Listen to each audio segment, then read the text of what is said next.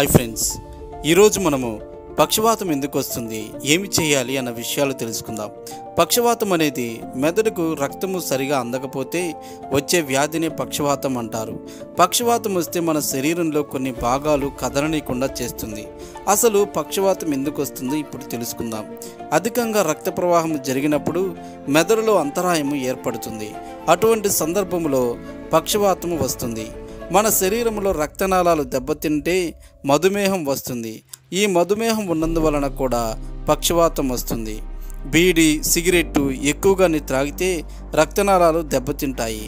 అందువలన రక్త ప్రవాహానికి అంతరాయంగా ఉంటుంది. అందువలన పక్షవాతం వస్తుంది. గుండె జబ్బులు ఉన్నవారిలో కూడా పక్షవాతం వస్తుంది.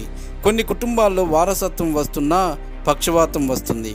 ఒకవేళ పక్షవాతం కానీ వచ్చినట్లయితే దాని యొక్క లక్షణాలు ఎలా ఉంటాయో తెలుసుకుందాం. శరీరము ఒకవైపు కదలకుండా ఉంటుంది. ముఖము ఒకవైపు వక్రంగా ఉంటుంది. మాట్లాడేటప్పుడు చాలా ఇబ్బందిగా ఉంటుంది. తల తిరుగుతున్నట్టు ఉంటుంది. కళ్ళు కూడా సరిగా కనిపించకుండా ఉంటాయి. పూర్వపు దినాలలో ఈ వ్యాధి వస్తే చికిత్స దొరకని సమయంలో డాక్టర్ గూగ్లీ ఎల్మో మాల్చుని అనేటువంటి శాస్త్రవేత్త మెదడుకి మరియు పక్షవాతమునకు చికిత్సకు వైద్యాన్ని అందించినవాడు. ఈయనే మొట్టమొదటి సర్జను. ఇతను 18వ శతాబ్దంలో అమెరికాలో జన్మించి గుండె జబ్బులు, పక్షవాయువుతో బాధపడుతున్న అనేక మందిని ఈయన వైద్యం ద్వారా బాగు చేశాడు. విజయం అనేది అంతిమం కాదు.